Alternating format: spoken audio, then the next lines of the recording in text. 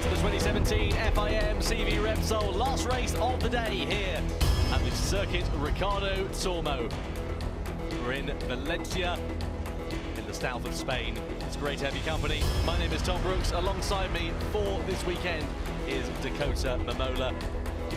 And we've seen some very exciting racing throughout the course of the day. Here is the circuit, just in case you haven't seen it. 19 laps for the FIM CEV Repsol. That's because, of course, we had a few taken off for the earlier race due to the red flag. Second length of 4 kilometres, and then it's 9 left-hand turns. 5 right, of course, it's an anti-clockwise circuit, so more left-hand turns than there are right, which is interesting in itself because, of course, it puts a lot more strain on the body. But nonetheless, very, very exciting track is the circuit of Valencia.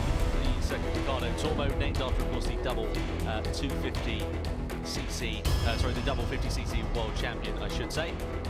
Riders now making their way out of the pit lane here in Moto2. We were treated to a thrilling Moto2 race last time to go so with Ricardo taking his first win of the season, his first win since last year. Here are some highlights. Let's have a look at it. It was Ricardo who started in the middle of the front row. He made his way down towards that first corner in the lead. A brilliant start it was for the Tech 3 rider. Meanwhile, Granado got a bit shoveled out wide as Jason Uribe went down, and likewise did Jürgen Makubka.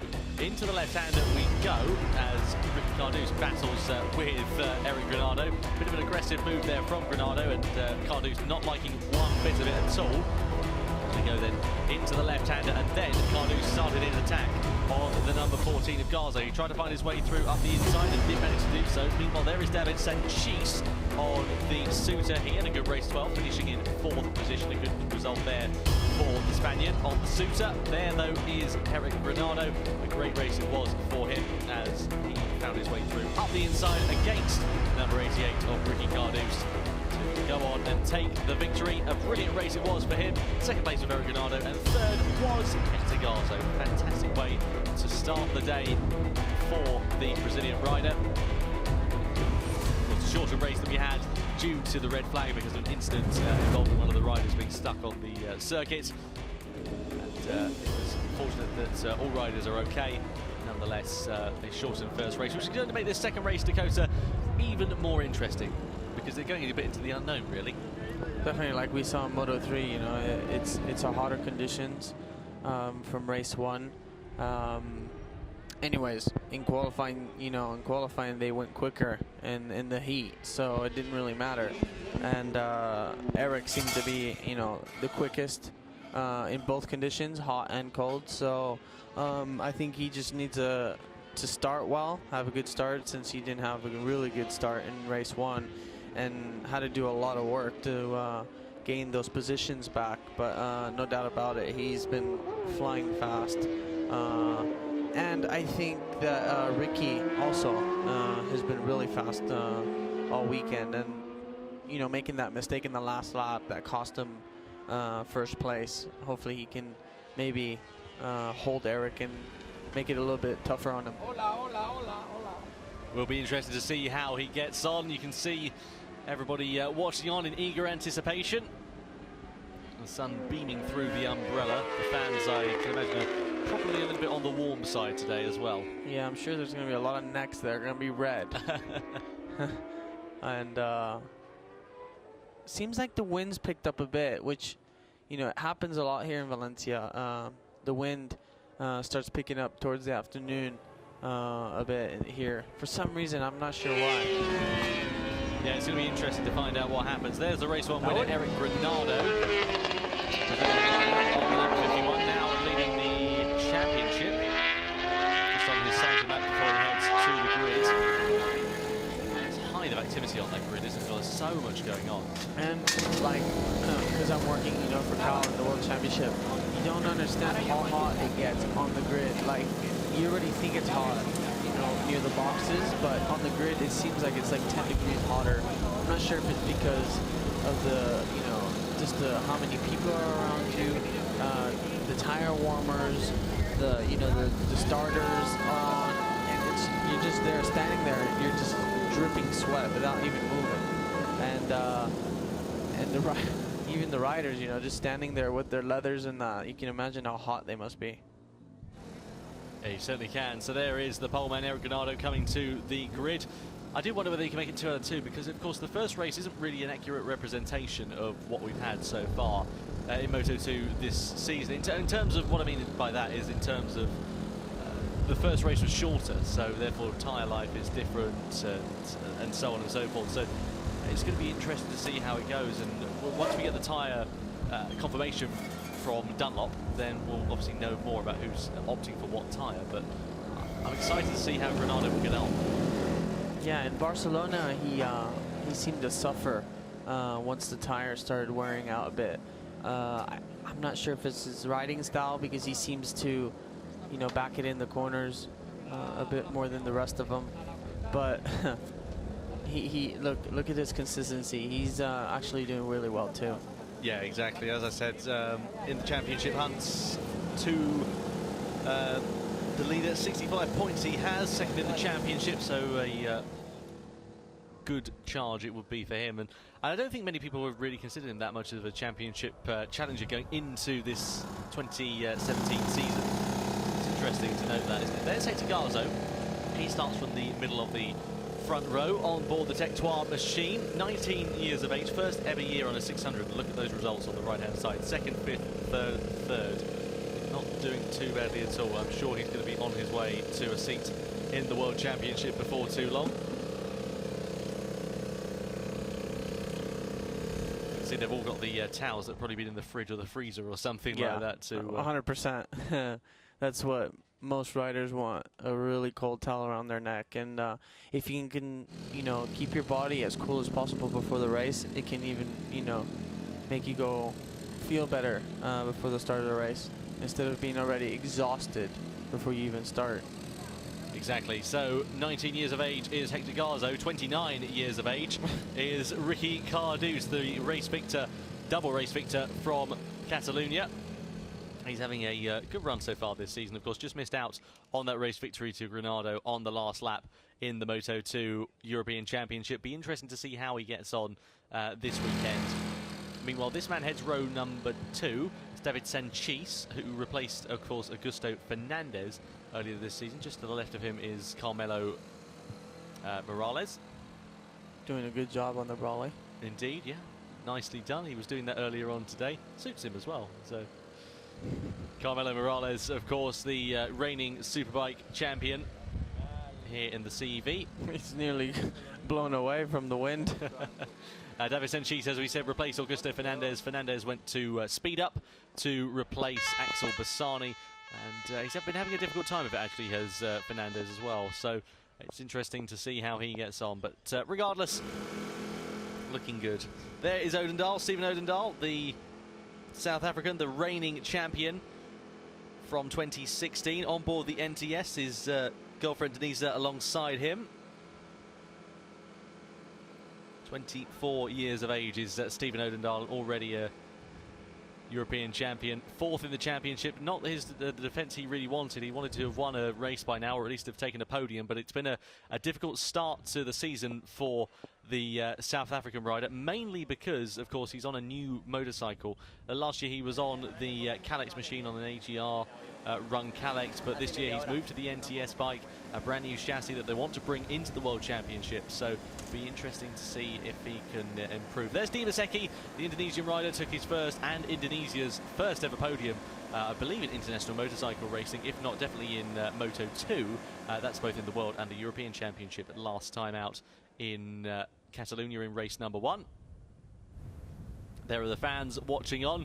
They've all got the brollies out as well. It seems barbaric to have an umbrella in weather like this. A black umbrella. That's what I want to know. Doesn't that create more heat? You'd imagine so, but there we are. There's Federico Fellini. He's had a good start to the season. You can see there his consistency has been pretty good, actually. Inside the top 10, 7th, 6th, 9th, etc. So he's been doing very well as of late. He's been competing, of course, in the World Championship. He replaced Lorenzo Baldassari at the Saxon Ring, did a couple of wild cards in Barcelona and Mugello. So not doing too badly at all, and he lines up 7th on the grid on the Team Chiatti Forward Junior Racing Team Kalexes.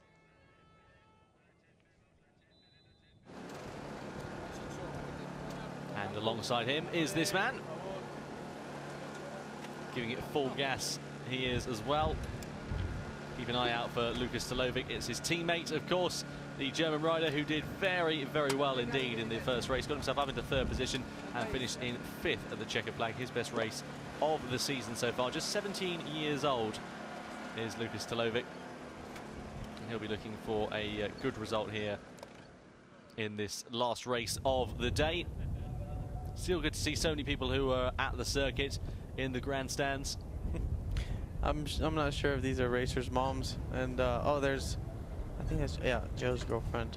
Joe Roberts there, who's been... Not sure what happened to him in race 1. I think he crashed out, didn't he? He's been suffering from illness. Of course. She's nearly flown away. I'm telling you, the wind's picking up quick. Yeah, it looks like it. So there is Joe Roberts being told to go a little bit more aggressive. Did you hear that? Yeah, for this race. Yeah, he's been battling illness as Joe's strep throat he's had. He's been on antibiotics and all sorts. So, of course, with that podium he took last time, we'll be hoping to be able to do that again. If he's able to, though, will be another matter. And unanimous verdict that all riders are on exactly the same compounds of tyres. The number 2 Dunlop and the number 1 rear Dunlop. So here's a grid: Granado, Garzo, Cardus, Sanchis, Odendal, Eki, Fellini, Talovic and Joe Roberts completing the third row of the grid for Moto2. What's going to be interesting is further back. Keep an eye out for these guys here: Jason Uride, Mark Luna and Corentin Polari, Hiroki Ono, Xavier Cardeluz and Marcel Brenner, Oscar Gutierrez, and then Jürgen Mikilka and then Fausto Grulanton. Towards the rear end of the grid, 21 riders on the grid. Pontus Sturlin, the last of the Moto2 runners, then the 2 stock 600 bikes in the form of Paul Lefort and Philippe Legallo. 2 French riders on Yamaha R6s from 2017. So, come on, Dakota, put your money where your mouth is. Who's your money on for this one? Ricky. Ricky. Not sure why. I think because it's going to be a longer race. Ricky seems to do better in the longer race. Just, you know, by experience, I think. Because talking to him in Barcelona, I was talking to him after he won both races. He said for half of the race he sat behind the top 2 because he knew that their tire wear was going to go away quicker, because by the way they were basically banging on the throttle from 0 to 100. They were just, you know, using the tire up way too quickly, and he was not even going to a full throttle, he said, till 3/4 after the race. And I think my money's on him. Not sure you. I reckon we're going to see Hector Garzo taking his first win for this one. I'm prepared to bet tapas tonight. So sounds good. Whoever loses buys the tapas as we're in Spain. Why not? So there we go. Let's get ready to get these riders then underway on their formation lap. It's the last race of the day at the circuit. Ricardo and Tormo, we thank you for sticking with us throughout the course of the day. It's been an exciting 4th round of the championship here for the FIM CEV Repsol. Just having a look at the track temperature. You just mentioned that, Coach. It's gone down ever so slightly, hasn't it? Yeah, and I think it's because of the wind. It's getting more and more windy, and be interesting. I'm not sure which way the wind's going, but you can see the trees out there. They're really moving. It seems like it's going headwind on the front straight. So you never know. It might play a factor on these boys. Could be very exciting to find out. Ambient temperature's gone down to about 32.6 degrees as well. So, of course, the track temperature dropping with the ambient temperature. So we'll have to wait and see what happens then. Of course, we saw that last lap. Brilliant race between Cardus and Granado last time. Will we see the same in race number 2? We'll have to wait and find out, but very excited to do so. Hot weather conditions, beautiful sunshine here as well. It's been absolutely gorgeous on the weekend. It's like on Friday actually, where we had sunshine and some rainy patches. There's been a rain here on the Friday, so it's like wet, dry, wet, dry, wet, dry apparently, which is the worst conditions you could ever want to ride a motorcycle in. Oh, horrible. They also have practice on Thursday. Thursday, and yeah, it was dry on the Thursday, but on the Friday. Yeah. So, which is the official time practice. Yeah, those conditions are always horrible to ride in, because, you know, a slick is too slick, but a rain tire is too rainy, so they just wear out. Yeah. So, there's just really no point going out. So, but anyways, there's some paper flying across the track. Well, here we go, race 2. This is going to be an exciting one, isn't it? So there is the pole man on your left of your screen, Eric Granado. Just in front of him is David Sanchez, who starts 4th on the grid, lining up in the middle, or the front of the 2nd row.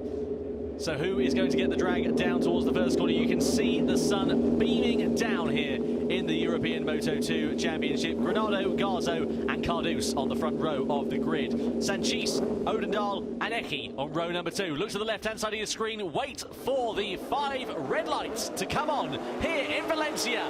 Moto2 is underway. A great start there from Odendaal, and Granado also getting a good jump. And here comes Garzo, the quick starting Tech 3 rider. Is he going to get the drag down to the first corner? Doesn't look like it's going to be as we head in towards turn number 1. Good getaway from Granado. He manages to hold on to the lead of the race, manages to retain his pole position, and he's out in front. But Eki also with a brilliant getaway. Dimas Eki into 4th place, and Lucas Tolovic once again into 3rd position off the opener. Brilliant start there from the Forward Junior Racing rider. 3 riders have lost out in amongst the mix there as well. But here comes Garzo, already looking to try and find his way through against Tolovic. He's up the inside, ruthless move into turn number 5 on the Tech 3 machine, and finds his way through. A brilliant bit of overtaking there from the Spaniard. Everybody holding on very nicely in the opening stages of this race. No incidents as we've seen so far. Everybody getting away very well indeed. Here we go then into turn 7 and turn number 8. It's Granado with the advantage ahead of Garzo, ahead of Tolovic at the moment. Eki goes defensive. He has to hold off from Sanchez and Odendaal, who are trying to find their way through. But 19 laps for these riders to go, and it is Granado there, Dakota, with the advantage on the opening lap. Yeah, and I think he's got a good chance here because his biggest rival, Cardus, is shuffled back to about 7th or 8th, so he's got a lot of work to do to catch them. But Garzo is actually not too bad right behind him, and great start from Luke to Lovic and Dimas Eki. Disaster at the start for Cardus, as you said there, Dakota. Really big shame there for him. Here we go then, let's get ready to come over the timing line, and now taking and changing the lead is Hector Garzo. So the Tech 3 Mistral man goes into the lead of the race ahead of Eric Granado. So a brilliant bit of overtaking into the first corner. Into turn number 2 we go. He's wide. Oh, down goes Corentin Polari. That's the rider who's gone down. Oh dear, big shame there for Polari. Loses the front end, and that is his race run, I'm afraid to say. The Frenchman in the gravel trap. The number 9 on the Transformers machine ends it in a very disappointing way. He'll be disappointed with that. You've got to be as well. He was running very well. He's again the guy who made a fast start. Let's have a look at the replay. He's sitting there in 4th place on your screen. Here we go. I'm not sure if you saw that, but Garzo kind of shifted Granado out towards the outside of the track.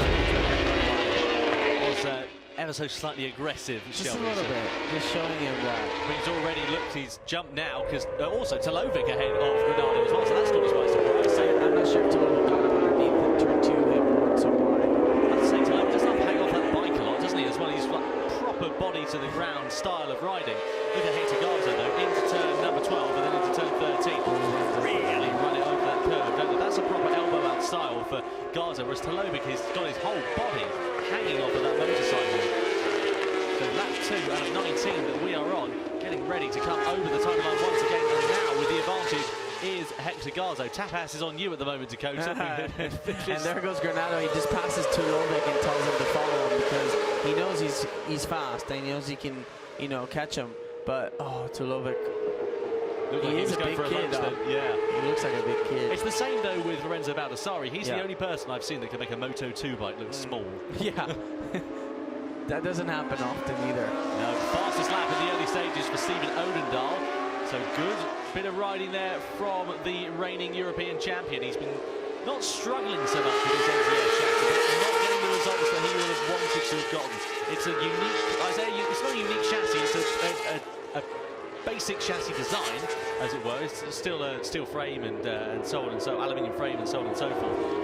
It's not a steel trellis or anything along the lines of that, but nonetheless, it's proving to be a little bit troubled for them in the latter half of the races. The battle for the lead now really intensifying as Ricardo has closed right up over the last couple of corners.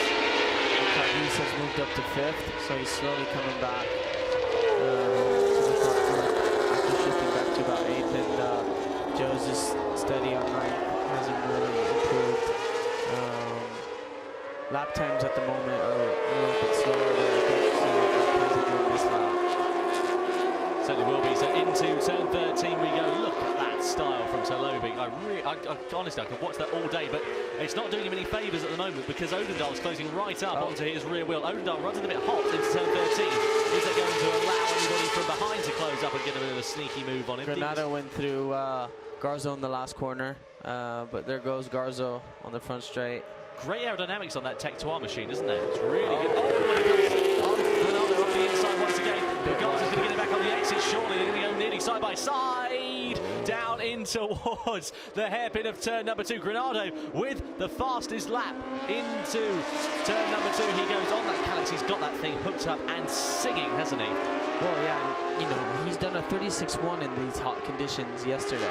So, you know, 37.2, fastest lap of the race, still a second off his lap time. I really think he's just, you know, cruising right now. And I think right now, open field, nobody in front of him. I think he'll be able to do his normal lap times and create a gap. That's my feeling. You can see already the daylight that he's put between himself and Garza, though. It's only been a couple of corners, but there's already 2 bike lengths between both riders. And now it's going to be down to Garza to try and hold on to second place, or at least hold on to the podium. But look to Lando as well. I mean, he's just done so well. I'm really impressed with the number 3, the German rider.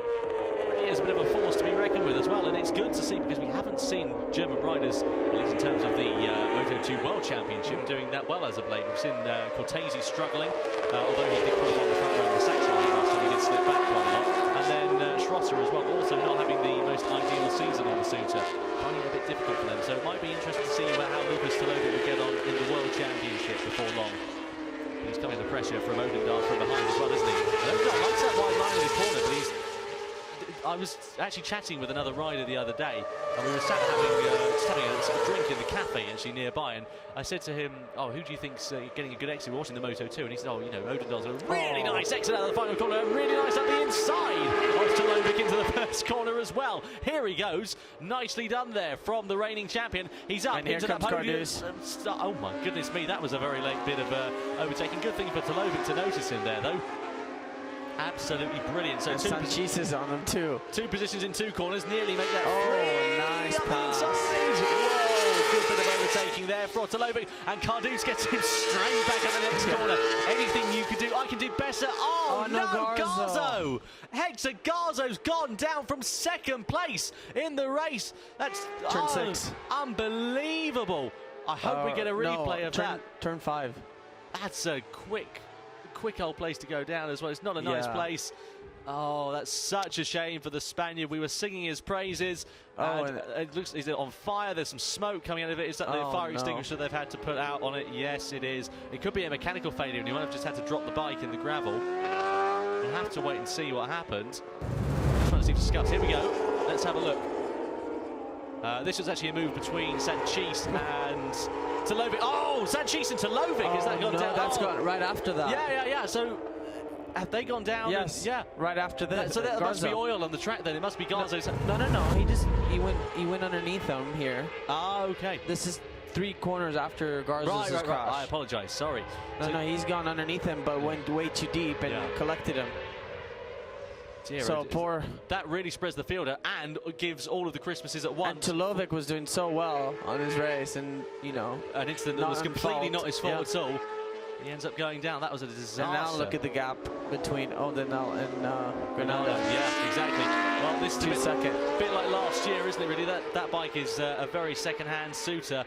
Tolovic's machine also looking pretty beaten up as well. That's a real shame for both of those guys. You see the fairing being carried back there by the marshal, and now it's going to be an easy cruise to the victory, surely, you'd imagine, for Granado, unless Odendaal can pull something out of the bag. Well, right at the moment, you know, Eric's the only one in 36s. Like I said, you know, his comfort zone's the high 36s, and the rest of them are just doing 37s. And Cardus is on a 38 too. So at the moment, I don't see anybody really challenging him. But it'll be interesting to see if Cardus can actually catch Steven, who's now in second place. But it looks like Steven's going to finally, hopefully, get his podium that he's really been eagerly wanting after 4 fourths. I think not just in terms of it being a good result for the team, but also I think in terms of it being you know, a good result for himself, good confidence boost as well, because I think he needs that, and I think the team are going to need that. It gives a huge morale boost when a result like that comes through. For sure, and that's what, like you said, that's what you need. As a rider mentally also, it helps him, and we all know he's fast, so he doesn't really need to prove much. We all know he's fast, and it's just whether the bike's capable of doing it or not. Well, there is Ricky Cardus, who's sitting in third position. He's got quite a significant gap to Fellini. Fellini could take his best result of the season so far, actually, in fourth place, with Hiroki Ono not too far behind, with Dimas Eki in sixth place as well. Dimas Eki doing a good job there inside the top 6, the Indonesian rider, so he'll be pleased with that if he can get on to that. He said he wanted to fight for the championship and the podiums this year. It's not perhaps going to be the championship charge that Eki wanted, but nonetheless, consistent top 10, top 5 finishes on occasion. Perhaps even the podium would be a really, really good bit of result for him. So let's wait and see what happens for there. There we are with Hiroki Ono, who's actually being catching Fellini over the last couple of corners or so. This is going to be a nice little battle going on for 4th position in this race. Fellini on the forward racing Kalex, Ono on the NTS machine, and Dimas Eki on the Kalex as well. So Kalex, NTS, Kalex. Out of the corner we go into the sweeping right, and it's difficult because I'd say Fellini's bike looks like it's moving around a bit more than Ono's. Yeah, it also could be, you know, riding style, you know, using the rear brake a bit too much. Suspension setup, everyone has different suspension setup. Might work more better than for one riding style than others. But he does tend to have a more movable and, you know, sliding riding style than the others. Comfortable 2.7 lead from Eric. Like I said, in the 36.9, and everybody else with Steven with 37.3 and 37.1 from Ricky. Ricky's already in the back of him.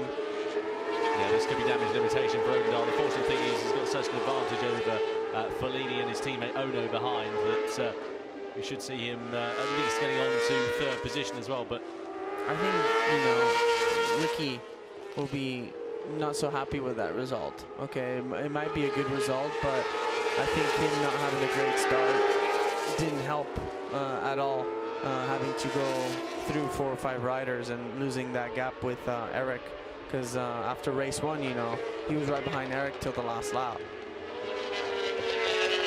Into turn number 8 we go, that tricky left-handed hairpin. Odendahl and Cardus lining astern, nose to tail they run through turn 9 into turn number 10 and then turn 11.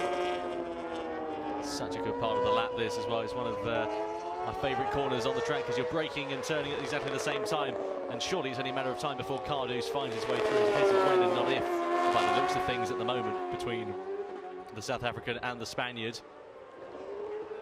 Sliding that rear end through the tricky left of turn 13, downhill on the brakes into 14 they go, and then over the timing line.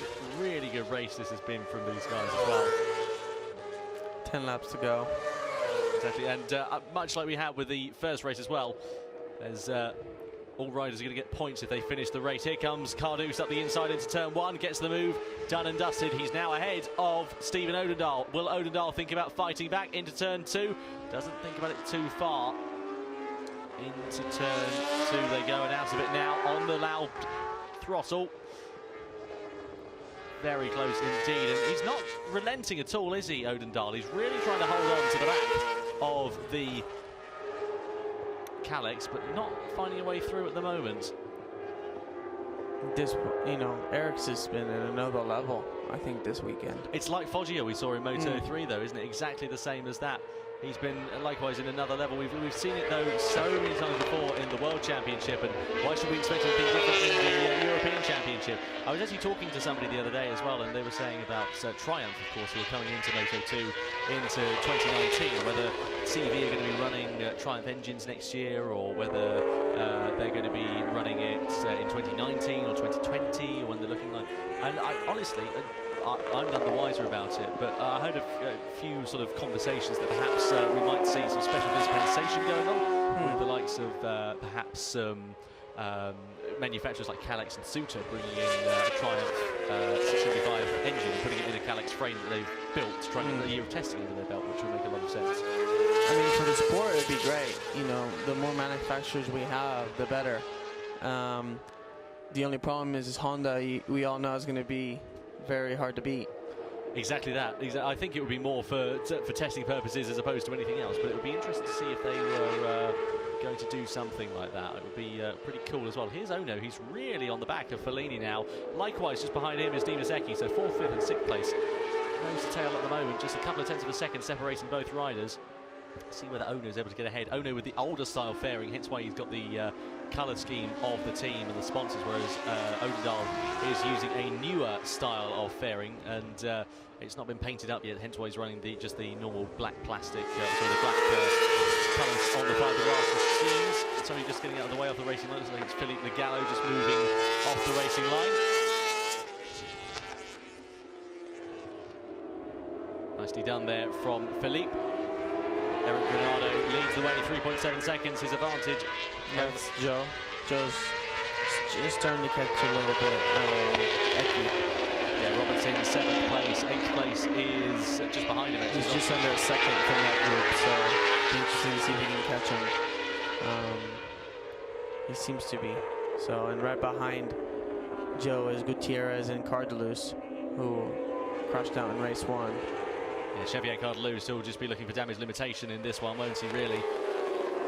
So here is Federico Fellini. I have to say, I'm wondering what's going to happen with him, because in terms of his Moto2 World Championship performances, he's not necessarily been cutting the mustard as much as you would imagine he would do, given how well he's been doing in the European Championship. I mean, for me, it's for him time to move up to MotoGP World Championship class in the Moto2. You know, he's done already a few years here in the Spanish Championship. I raced with him in the Italian Championship, as well as the European in the Stock 600 class. And, you know, there's a time where you got to move and try. You need to try out the whole season. And I know he's a good, talented rider, or else he wouldn't be where he's at now. But anyways, you also need to see who's available, which seat's available also, because right now I know everything's full. There's not one seat available left in Moto2. It's not like you can just add a team that easily. But yeah, like you said, it'll be interesting to see which way he goes next year in 2018 and which decisions he makes. Certainly will be exciting. I do wonder whether this man, Ricky Cardouz, could ever make a full-time return to Moto2. Of course, he's been racing with KTM for this year. He replaced the injured Brad Binder at a couple of rounds. Didn't do himself a disservice at all. Here we go, race direction note. That's rider number 18 with a Cardelus. Oh no. Goes from bad to worse for Xavier Cardelus, doesn't it? It's a disaster for him. He's sitting in 9th position so far. What's the gap to his nearest rival? Just under 5 seconds, and it's Jason Uride behind him. So he's going to have to pull the cork out of the bottle here, isn't he? 100%. And we've already seen this a lot already in Moto3 and now here in Moto2. So Ricky's already created a 1.2 gap from Steven. You know, he's on the mid 37s, but Eric's just flying right now. He's 37.0, 37.0 every lap, and he's just in like I said earlier, he's just in another world. Yeah, Eric Granado. And it's like you said, it looks like, you know, Dennis in Moto3. Effortless. Effortless. Exactly. I've never seen anything quite like it in terms of Eric Granado as well. And it's a great feeling as a rider to win effortless like that. Exactly, he'll be doing himself. You just don't understand why you can't do it more often. Yeah, that's the thing though. He's quick on his day as Granado as well, but he's just not. Oh, that's Cardelus, I think. Yeah, that's Cardelus going up the inside of Oscar. Sorry, I apologise. Just trying to see who that was. Couldn't quite catch it from here. Oh, it's up the inside of Oscar Gutierrez. He just caught that group. Yeah, so he's really pushing now. So now he's with Foligny, Ono, and Icky. Yeah, so he's going to be right on the rear end of Joe Roberts before too long. There is your race leader, just on lap 12 out of 19 rather. So not too long left in this Moto2 race. Anything can happen, don't forget, it's not necessarily a foregone conclusion that Granado is going to run away with this race. He's got a comfortable margin at the moment. Ricky Cardews, though, not necessarily breaking away from Odendahl as much as I thought he would do, but still breaking away nonetheless. It's a good second or so between both of those, or half a second or so between both of those riders. And personal best lap for Odendahl last time around as well. So he's... Yeah, Odendahl's pushing. He's gone 0.3 quicker than Ricky. But he's worried, though, because he's looking behind. Yeah, so... But he has nothing much to worry about. He's got a 10-second, gap between him and Foligny, so... I don't see a problem with that. And, Ricky's now 4.6 seconds behind Eric. So Eric's just got a nicely comfortable lead too. So, but like you say, Steven's not given up yet. I think he really wants that second place.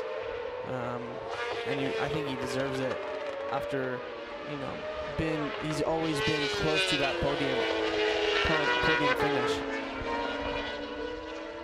Well, the tapas is on neither of us tonight because... no, I don't know why none of us chose Eric, to be honest. Yeah, I know, exactly. That would have been the easiest You feel like a fool for doing something like that. He won race 1. Yeah, exactly. But there we go. Such is life. I'll just be interested. No tapas. No tapas for us. We'll have to make do with some fast food or something like that. Cardews in second place. Be interesting to see whether that gap is going to close down between Granado and himself. There's 4.627 seconds, as you can see on the graphic on the left-hand side of your screen at the moment. But will that gap be changing before this race is out?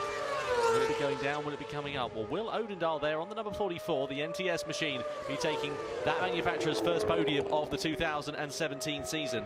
6 laps now remaining, as you can see. 0.6.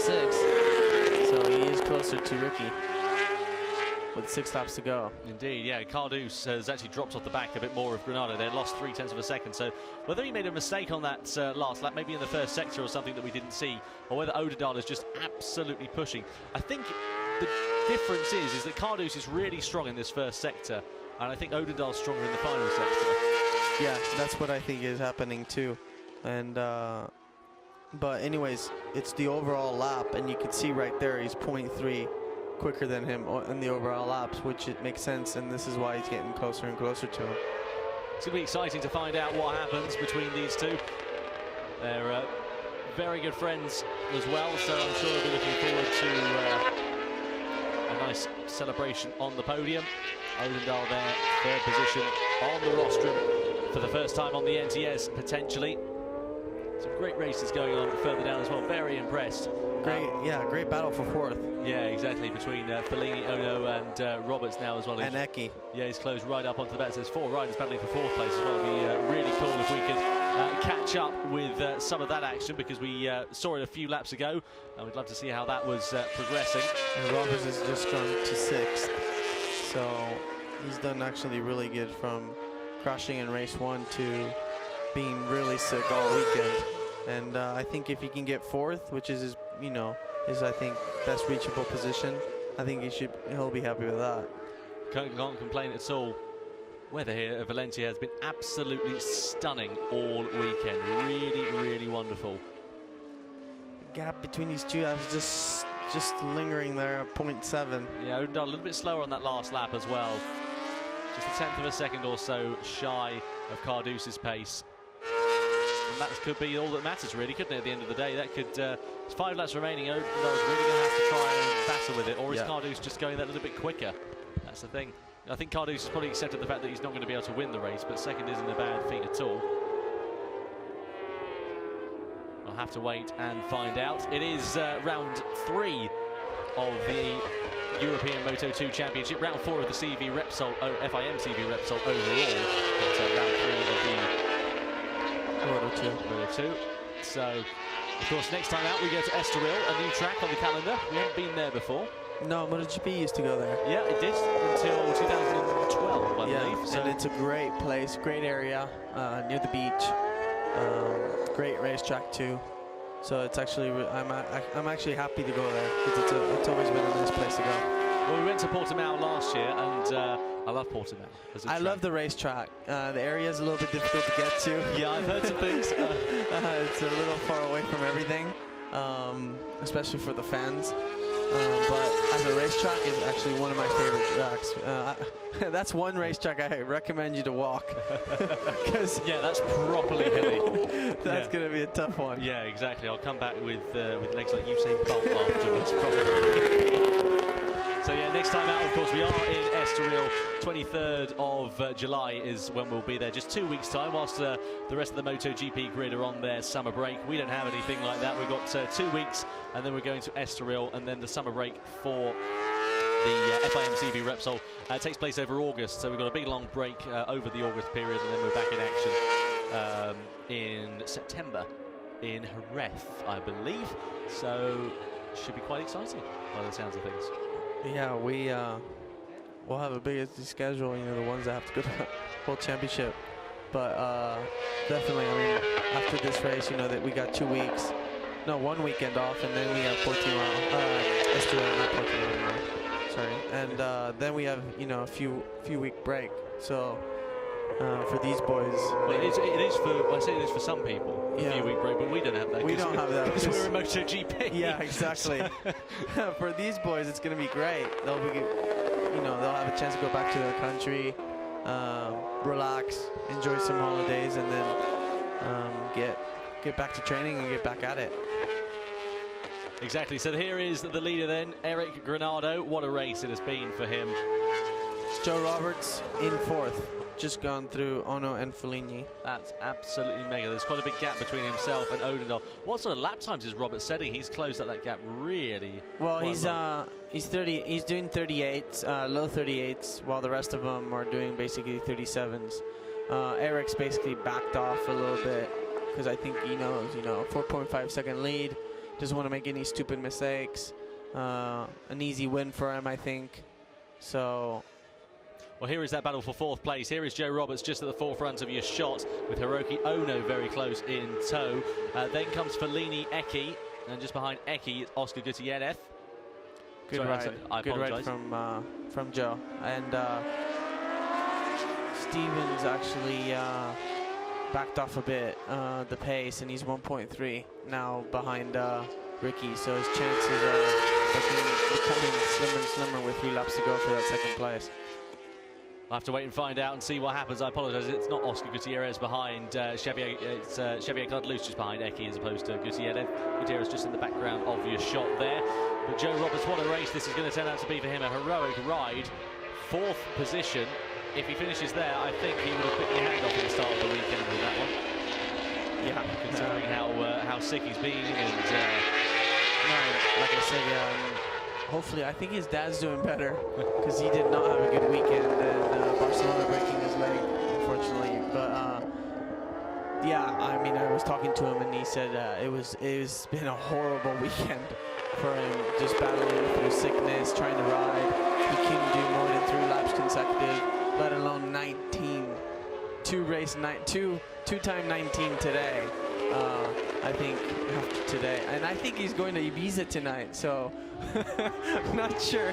I mean, there's priorities, and then there's Ibiza, really, as far as it goes. But if that's what works for him, then go to Ibiza. Yeah, I think he needs to relax there for a bit. Yeah, cure your strep throat. Not sure if he's going to recover in Ibiza. No, there's recovering, and then there's, I'm sure, what he's going to get up to. But there we are. Sitting in 4th place is Joe Roberts as well, but really being hounded by Hiroki Ono. Ono's doing a great job. This is the best performance we've seen of him by far throughout the course of this season. Very impressive indeed. There's Granado, the leader. 2 laps to go. Penultimate one he is on now. Into turn number 8. And you're going to have the pleasure of interviewing down at the podium as well. And you're going to I can't even begin to imagine what you're going to ask him is, how on earth did he do it? Is he cutting the track or something? Because he's just... I know, he's just, I mean, demolishing everybody in these 2 races. And like I said, when you have it, and nobody can take that away from you. Well, second place of Ricardo, then third of Steven Odendaal won't be anything too bad at all. They'll be very pleased. Through, though, the penultimate corner we go with the race leader, Eric Granado. Just one more corner separating him from starting the final lap of racing here at the European Moto2 Championship in Valencia. Out of the final corner we go now, and over the timing line. What sort of speed are these Moto2 bikes hitting on this start-finish straight? I'm not 100% sure. I got a feeling it's going to be close to 260 maybe. Something close to that. What's that in old money, in miles an hour? Miles an hour? Huh, you caught me there. So 100 is, I know, 160. So it's got to be like 160 mile an hour. Right, okay. Something like that. That's a good amount of straight line speed, though. It amazes me how much they don't back off into that first corner. Oh, and then every you time. know, I think it's, you know, you go down to turn 1 and put 4th gear maybe, go down 2 gears and then click it to the left and open throttle from 0 to 100 as quick as possible. So turn 1's, you know, fun. For us, it's weird. The quicker the corner, the more fun we have. But for me, the last corner is the most fun corner because it's the, you know, where the rear spins the whole way around when your knee's on the ground. That's the most fun for us. There's Odendaal then, Steven Odendaal, the reigning 2016 European Moto2 champion. Looking set for his first ever podium with his brand new team on his brand new bike, the NTS chassis. It'll be a first for them. They'll be very pleased with that, I'm sure. As well, as I said earlier on, they're looking at bringing that bike up to World Championship. So it will be exciting to see how it fares in the world of Moto2, potentially in 2018, maybe even 2019. We'll wait and see how it goes. But what a race it has been for this man, Eric Granado. Absolutely dominant from start to finish. The number 51, Eric Granado. It's 2 out of 2. The double for Eric Granado here in Valencia. A brilliant race for the Brazilian rider. Second place goes the way of Ricky Cardouz, and Steven Odendaal gets his first ever podium with his NTS machine. A great way to end the race there. Absolutely wonderful. A fantastic end to it, and Joe Roberts is going to get 4th place just by the skin of his teeth, ahead of Hiroki Ono. A top 5 finish for the Japanese rider. Hiroki Ono in 5th place, 6th was Steve Masecki, 7th Federico Fellini, 8th Xavier Cardelus, 9th place will be Oscar Gutierrez, and then 10th is Jason Uribe. So a brilliant way to conclude the top 10. And there is the race winner then, Eric Granado. Absolutely wonderful. Just over half an hour's worth of racing for the Brazilian rider. The double is done. I don't think Ricky Cardouz is too unhappy with his second position in that race. Try as he might, he couldn't catch Granado. It was unfortunately not to be for him. But regardless, a very, very exciting race indeed. There's Odendaal, Steven Odendaal with his first ever podium on the NTS machine, and I'm sure he is going to celebrate like crazy tonight. So the riders now on their cool-down lap. They'll be going towards Parc Fermé. Then we'll hear from the riders, or we'll hear from the race winner, this man here, Eric Granado. And after we've heard from Granado, we'll have a look at some highlights of the races whilst we get the podium ready. Once the podium's done, then we'll guide you through the championship standings in Moto2. There we go, Eric Granado. What a way to do it. Posing for the photographs as well. First time he's taken a double victory in the Moto2 European Championship. Didn't take one last year, so a brilliant way to fight back and bounce back. And we'll be excited to hear what he has to say regarding that race and that performance, because he really did romp away with that one. Good to see that we managed to get the full race distance in as well of 19 laps, as opposed to the 12-lap one that we had earlier on this morning due to the red flag. There's Hiroki Ono on the left, on the number 76, try as he might. Couldn't quite manage to get the better of Joe Roberts in front of him. And here we are then, Odendaal into the pit lane, then followed by Granado. And and with a stoppie to end it as well. And you can hear just how delighted he and the team are. A great way to do it. They're all saying things in Portuguese, so I'm not going to be able to understand that much of it, I'm afraid to say, but being congratulated by his team. There we go. He's not unhappy with that one at all, is he? Ricardo takes the 2 wins of the Moto2 European Championship here in Valencia.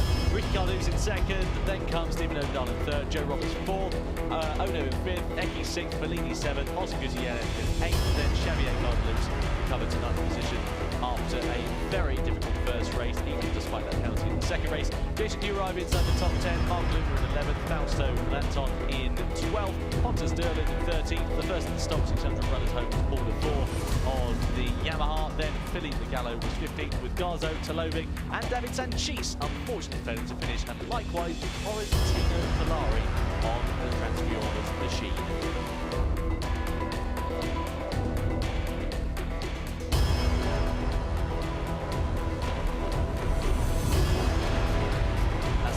Results then for the Moto2 European Championship. Let's go down then to Parc Ferme and speak to Eric Ronaldo. He is with Dakota. Eric, wow, you make that look easy. I'm not sure if you're cutting the corners or what, but congrats on today. Yeah, thank you. It was not easy. The race was so long, looks like 40 laps.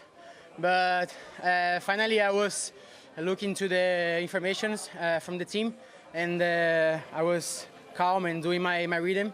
In the last 10 laps, the exhaust was broken and was touching the floor, all the left corners, and I was very scared to don't finish the race. So I was like, please God, let me finish.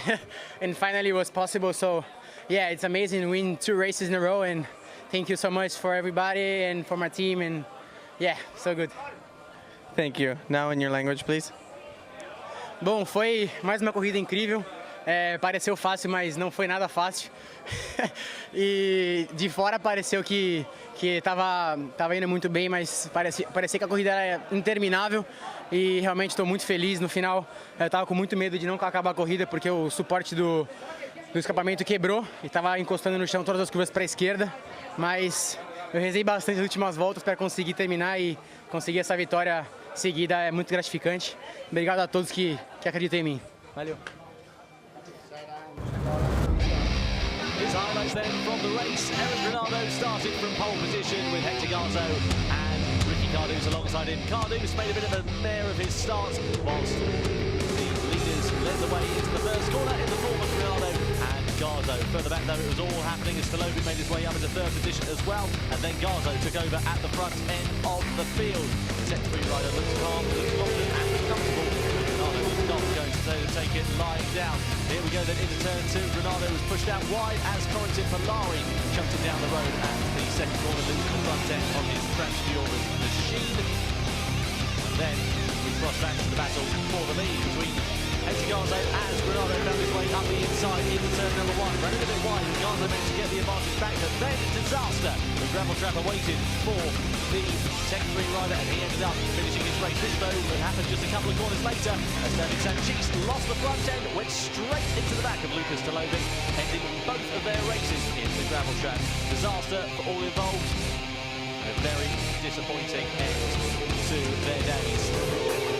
While Ronaldo rocks away out in front of Zonadal, playing cat and mouse with Ricky Cardouz would eventually manage to get himself ahead, as we can see down into the water in the first corner. Onto the start-finish straight, he was later on the brakes, had track position, and moved his way up into the number 2. Then, further back, there was a great battle going on for 4th position as well. Federico Bellini coming under pressure from Hiroki Ono and Dimas Eki. However, don't discount the likes of Joe Roberts, who are very close behind. There, though, is Eric Ronaldo, the race winner. He was comfortably out in front, as you can see. The team watched on in great anticipation, as did we here in the commentary box. Meanwhile, Cardouz got ahead of O'Donnell and stayed there for the duration of the race. A brilliant way to take another podium here in the European Moto2 Championship. Then we heard from Ronaldo, the exhaust cut off just before the end of the race. You can see there, we didn't really notice it too much. It was sparking along the ground and had fallen off ever so slightly there. So it looks like it was come free from its mounting. So he was Very lucky was Eric Granado that nothing went seriously wrong with that. Meanwhile, here is Odendal. He was on the attack into third position, holding on to that dream first podium in the European Moto2 Championship. Here we go then with Eric Granado sliding his way around turn number 13 over the timing line, and it was the win for the Brazilian, his second of the day here in Valencia.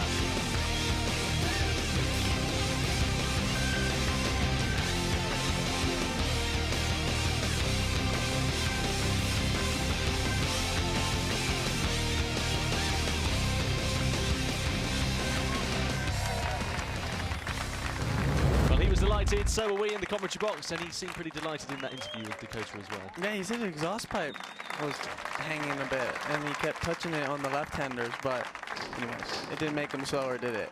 No, exactly. He still robs away and actually managed to increase his Don Pedro advantage Fernández, over the last representando a la well. compañía Repsol, So the podium then, el Granado, trofeo al representante Carlos, del equipo vencedor, and Promo Stephen Racing, Odendal. I didn't realize how Jordi tall he is in Fernández. comparison to the likes of Granado as well. He's third position on the podium, but he's nearly as tall as Granado, despite being Jean-Marc Denis, half a foot lower. vicepresidente de la FIM CEV, entregará el trofeo al primer piloto de Stock 600, Paul Dufour. And here's Steven's first. No, that's not. It'll be the stock rider of Don Gonzalo Gobert, director del Paul circuito Dufour, Ricardo Tormo, entregará el trofeo al tercer clasificado, Steven Odendal. Here we go then, Stephen Odendal. He'll be happy with that. He will be very pleased indeed. It's a lot of hard work that's gone into this project. He's been in the wind tunnel. Don Gonzalo Gobert, director del circuito Ricardo Tormo, entregará el trofeo al segundo clasificado, Ricky Cardús. Ricky Cardús in second place. Good result there for the Spaniard. Not quite the double win that he had. Jean-Marc Denis, vicepresidente de la FIM CEV, entregará el trofeo al vencedor de esta segunda manga de Moto2, Eric Granado. There's Eric Granado taking his second winner's Don trophy Vicente of the Quiles, day. en representación de Repsol, entregará el cheque de Fantastic, what a way carburante to gratis do para it. el vencedor So de la we now wait carrera, then for Eric the Granado. Brazilian national anthem to ring out over the circuit, but not before we get the fuel cards coming in as well. And this is somebody who probably will be able to use it. I love those few cards. Escuchamos en honor del vencedor el himno de Brasil. Don't we all?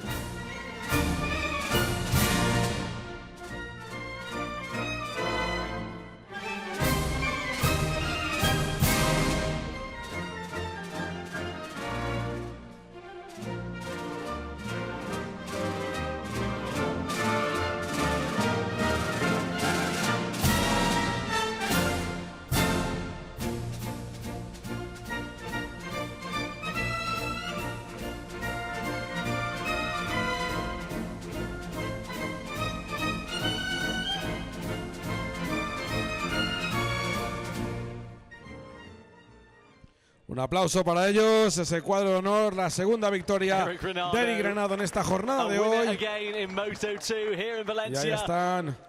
They'll pose for the photographs. Para la fotografía. Don't forget, we'll give you the championship update in the European Moto2 Championship as well. That'll be very exciting. En esa imagen para el recuerdo con Paul, con Steven, con Ricky y con Eric. Good to see Paul Dufour also involved in the photo. The French rider. Para combatir el calor, la celebración con el cava. And now time for the champagne, coaching the camera as well. Straight at the cameraman. I don't think Dawn are going to be too happy about that. No. I'm not going to lie to you. Or the cameraman. Yeah, exactly. Or the risk you take when you do that. Oh, what a jibe. That's what I would do. I would just hold it until the end where everyone has no more ammo and just spray them. What a way to do it. So here we go then, the championship standings in Moto2. Ricky Cardús leads the way, 90 points, but tied Eric Granado after that dominant performance here this weekend. The two riders on 90 points. Stephen Odendal now moves into third place. He's just a race victory at Rift, 25 points away. In third place was Garzo, that DNF in that last race. He's 27 points away. Robert Holmes on to fifth place. He's still vaguely in touch as well. Miyazaki in sixth, Federico Fellini in seventh, Hirokiono in eighth, and Hafiz Sayari, who of course won the opening race in Albacete, still sits there in 9th position. Oscar Gutierrez in 10th, Lucas Tolovic with that DNF in 11th, Xavier Cardelus 12th, Marcel Brett 13th, David Sanchez is 14th, Jason Uribe 15th, Uribe, in 15th, Augusto Fernandez is not competing in the championship, in the World Championship, now is in 16th, Warrington Malari in 17th, Mark Lindner is in 18th. position. 19th place, Pontus Derlund. 20th, Fausto Granton. Then comes Paul de Boer, the stock 600 rider, with Philippe Gallo and Jürgen Kipka in 23rd position.